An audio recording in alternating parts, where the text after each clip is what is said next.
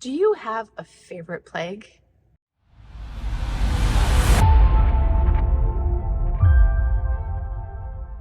That's probably a crazy question because none of the plagues were meant to be great. But I do remember hearing the story of Moses and Pharaoh and the plagues as a child, and some of them were really kind of gross and definitely scary. But the frogs always seemed kind of funny to me. So if I had to pick a favorite plague, it would be frogs jumping everywhere. I think that would be something really amazing to see. We're continuing through this story of Moses and Pharaoh and trying to free the children of Israel, the Hebrews, from Egypt and slavery. Now, God could have done anything he wanted to. God is all powerful. He could have just killed Pharaoh. He could have freed them. He could have done it easily. And instead, he tried to work through Moses and through Aaron.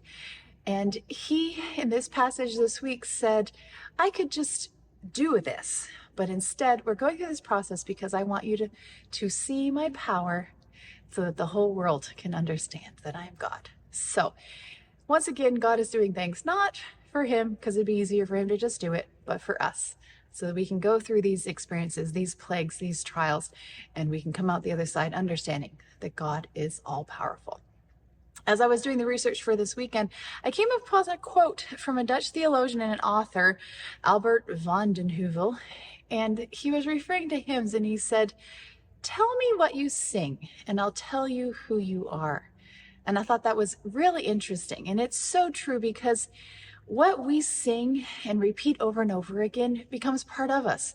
It's always my hope when you leave here after worship service that sometime during that week, part of the hymn will come to mind. You'll be humming it and be like, what was that? You'll remember the words.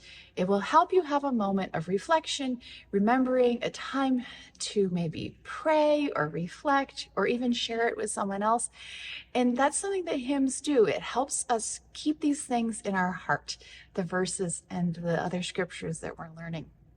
Now, one of the most prolific and famous hymn writers was Isaac Watts, and he took this very seriously. He understood that the hymns that he was writing, some people referred to them even as the new catechism, because we were expressing our faith in what we believed in a way as we were singing it.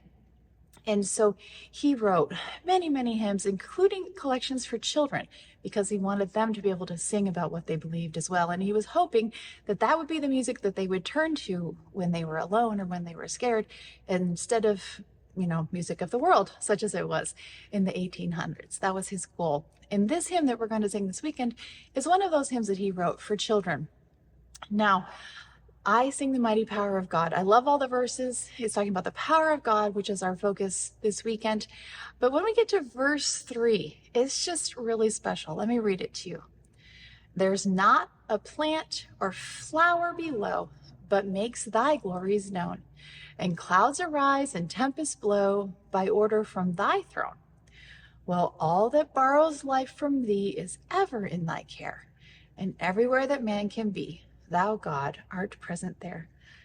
So whether you're stuck in Egypt as a slave, whether you're going to be out in the wilderness wandering, wherever it is, God made you, he's given you life, he's going to be there for you, and he has the power to do it. I hope you enjoy this little arrangement of I Sing the Mighty Power, and I'll see you in worship this weekend.